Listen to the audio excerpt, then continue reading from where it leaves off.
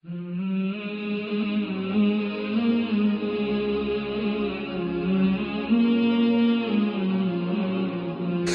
жүрегі екі түрлі болады екен күнәге жолыққан кезде. Біреуінің жүрегінде күнәға деген ниет жоқ. Түсіндіңіз ба?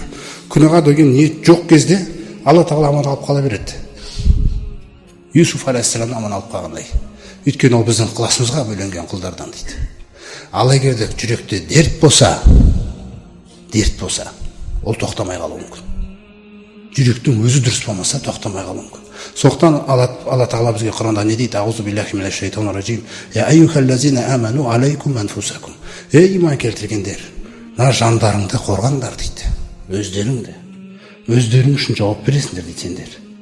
Ла ядуррукум ман долла иза ихтадайтум.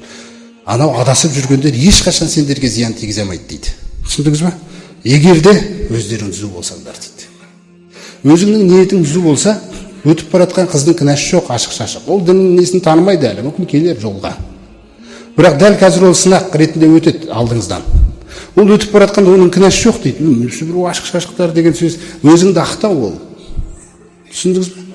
Екі адам отырасыз, мысалы бір бауыр, екеуіңіз машинада отырсыз, сосын бір жаңағыдай қыз ашық-шашық бір қыз өтеді.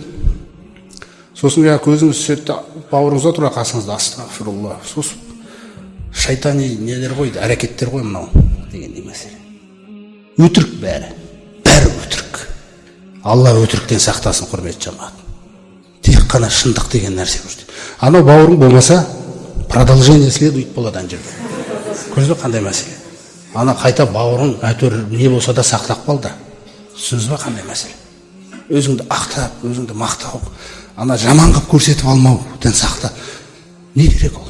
Мысалы қонақ келеді үйіңізге қонақ келеді, жаңа балаларыңызға айқай шу бірдеңкелер шуылдап жатады. Жаңа қонақ келіп, ей айқайламаңдар, деді. Жақсы қылып көрсету керексіз. Өз бола берсін қалай табиғи жағдай. Барлығының үйінде сондай болып отыр. Қай үйде бір керемет тыныштық болып отыр дейсің, бала жүрген жерде мысалы. Шуылдайды, бірдеңкені құлатады, екінші.